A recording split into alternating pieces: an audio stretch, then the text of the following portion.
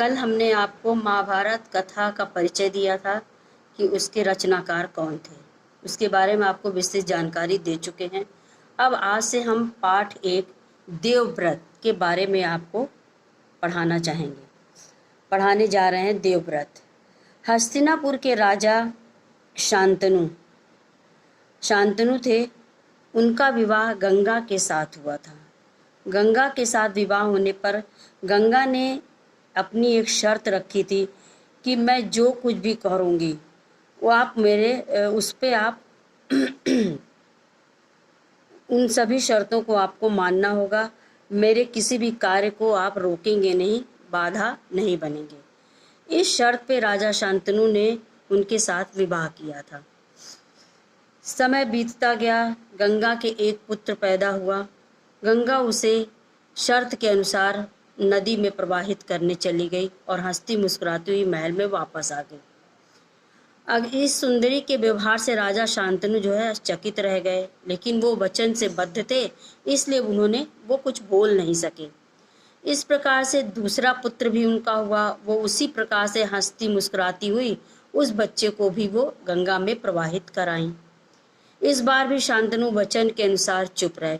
इस तरह करते करते उन गंगा जो है अपने 7 पुत्रों को नदी की धारा में बहा दिया और राजा शांतनु मन महसूस करके रह जाते थे।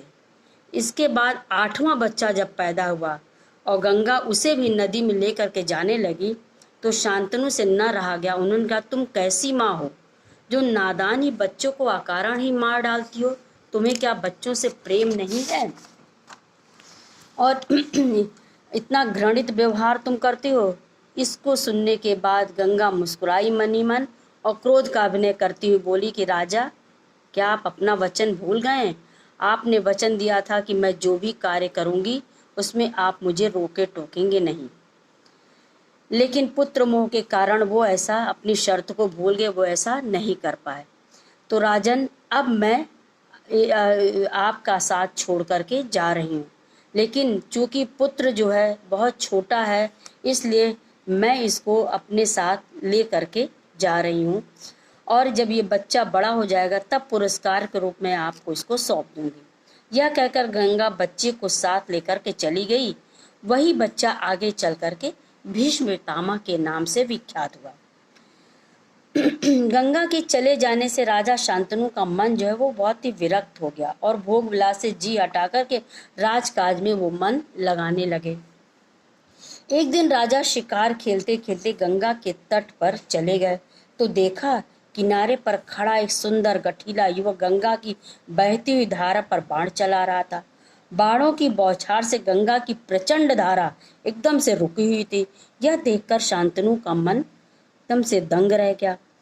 इतने में राजा के सामने गंगा आकर उपस्थित हो गई और उसने कहा, राजन, आपने पहचाना ये कौन है? ये युवक वही है जिसको आपने मरने से बचाया था, आपने जिसे रोक लिया था। ये आपका पुत्र, 8वां पुत्र देवव्रत है, जिसको महर्षि वशिष्ठ ने शिक्षा दी है।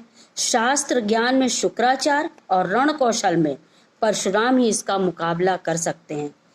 यह जितना कुशल योद्धा है उतना ही चतुर राजनीतिज्ञ भी है। आपका पुत्र मैं आपको सौंप रही हूँ और अब इसे आप अपने साथ ले जाइए। इस पूरी कथा देवव्रत पर आधारित थी। आपको फिर से बता दें कि इस कथा में हस्तिनापुर के राजा शांतनु थे, जिनका विवाह गंगा के साथ हुआ था। गंगा की शर्त के अनुसार वो अपने 7 पुत्रों को नदी में प्रवाहित कर चुकी थी। 8वां पुत्र को शांतनु ने रोक लिया था, जिसे गंगा वापस अपने साथ ले गई और उसके बाद बड़े होने के बाद उसको जो है राजा शांतनु को सौंप दिया, जो आगे चलकर भीष्म पितामह के नाम से प्रसिद्ध हुए। लेकिन उनके बचपन का नाम देवव्रत था, जो आपके पाठ का शीर्षक भी देवव्रत है।